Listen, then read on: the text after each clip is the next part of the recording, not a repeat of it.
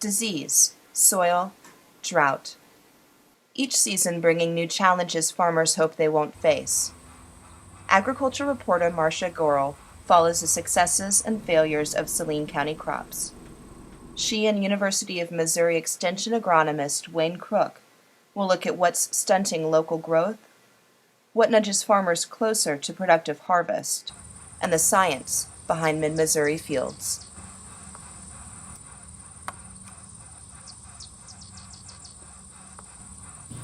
Welcome to another edition of Crop Concerns for Video. I'm Marcia Gorel. I'm the agriculture reporter for the Marshall Democrat News, and I'm here with Wayne Crook, our University of Missouri Extension agronomist, who does a weekly column for the Democrat News called Crop Concerns. So Wayne, we're in May and we're talking about we have soybeans up and some probably will be planted here soon, and then we also have a lot of corn up. And I understand that you got a call about some resistant weeds. Yeah, this was on some ground that was flooded last year up in the bottom area. And the producer had sprayed his crop with Roundup and glyphosate on some pigweeds. Yes. And he just kind of made them mad was all he did. They curled up a little bit, but they're still growing healthy. We had a report last fall from Nebraska that they had made the first discovery of 2,4-D resistant pigweeds. Mm-hmm. And then now we've got water coming down from the north, and this farmer appears to have glyphosate and 2,4-D resistant pigweeds. So anybody that had ground flooded last year should be sure to go out and look at their fields after they spray to make sure their chemicals work. Okay. If there are chemicals out there that can handle these resistant weeds, but they got to know they're there before they'll be able to use the right chemicals. So is this probably the first time that you've heard about this particular 2,4-D resistance in this area? Yeah. Yes. It is in this area. And we've had some glyphosate resistant water hemp. We've got that around, and that's not too hard to find. Right. And actually, water hemp right now has the ability to have resistance to 6 different classes of chemicals. Okay. So if you have it, you need to know soon so you can control it sooner, because the fewer weeds and plants you have to control, and the sooner you can get to them, the better chance you got of having control on them. Okay. Well, that brings me to another point I wanted to talk about with scouting fields. How often do farmers need to be scouting their fields? With corn, right at the start of the year, because of various insect pressures, if you have any chance or if you have a history of any insect problems, probably about once a week you need to go through them in order to catch anything that's out there. If you spread it out too far, by the time you catch it, it may be too late to prevent any economic damage. Okay. And that's the important part, is to get out there and control it when it needs to be controlled and be able to do it effectively, especially on insects and weeds. Weeds, they recommend you spray them 2 to 4 inches tall. You wait a week, they're 6 to 8 inches tall.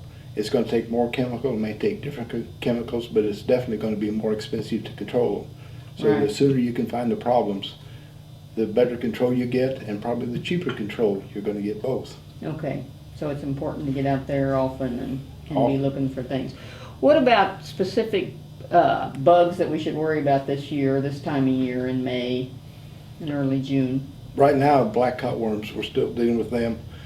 Some of the corn is starting to get enough size on it now that they're going to be immune from the cutting on them. Okay. But any corn that's still 4 or 5 leaves or less is still susceptible to cutworm damage. Wireworms, we could still be having some damage from them until it gets warm. When it gets warm, they'll move down deep in the soil. So how warm are we talking? Need a soil temperatures in the 60, 65 range, which we're about to right now. Okay.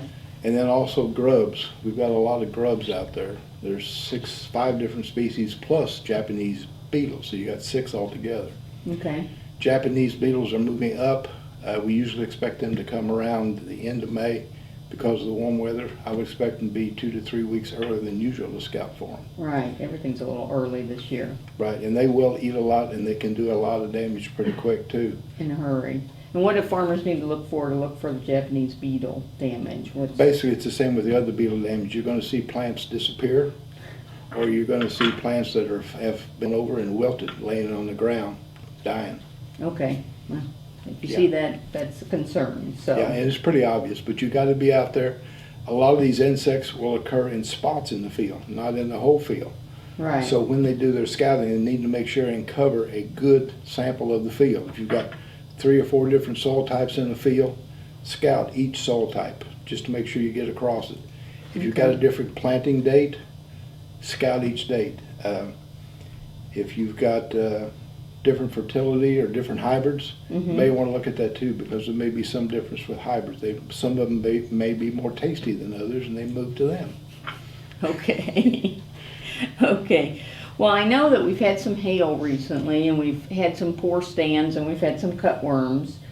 What's the difference? How do a farmer decide whether he's just going to go in and spot back in some of those places where maybe his corn hasn't come up or he's had problems in his corn, or whether he's going to go ahead and tear it up and start again? The first thing he needs to do is assess how bad the damage is. How many plants are actually dead or going to die, or if they're going to live, how badly they are damaged. But he needs to get a good count on the final population that's going to survive. Okay. It's available on the web, where you can go in and figure the yield at the reduced population versus the reduced yield due to late planting. Okay. And then he can make some economic calculations there too.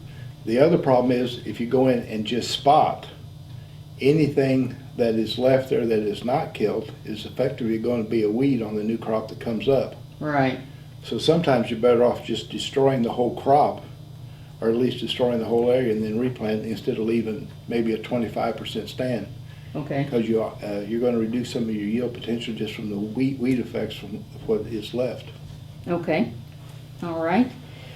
Well, what about, we talked about soybeans. I mean, a lot of people have soybeans in the field, and I guess what I wanted to ask is, when do people need to spray? I know most people use Roundup Ready technology, GMO technology.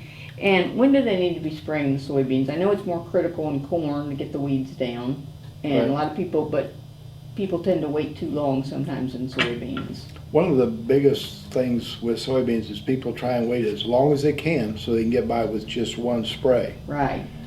One of the things that is really a danger with that is by leaving the weeds out in the field longer, they're harder to kill. So anything that has any level of resistance has a chance of surviving. So you got a chance of building up resistance by spraying them when they're taller and later. Also, you're losing yield from the time that the weeds are 2 to 3 inches tall, because those plants are sucking water out of the soil and they're sucking nutrients out of the soil, Right. and that will not become available to beans. So they've lost that potential right there. Okay. But best thing to do is, actually follow the recommendations. They say if you're only using Roundup, 21 days after you plant, you need to spray. Okay. 75% of the time, that'd probably be the only time you have to. It depends how fast it can be and how wide the rows are. Right. But even if you had to come back a second time, with the price of glyphosate right now, your application cost is more than the cost of the herbicide itself. Right. And you're going to have a cleaner field, and you got a better chance of preventing any resistant weeds.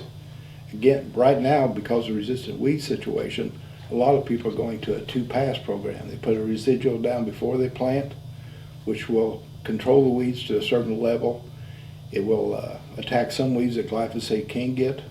And it'll also delay the time of that second spraying, so that pretty well that will be your last one, because the canopy will occur to cover it after that. Okay. All right. In corn, there's one thing we had talked about earlier.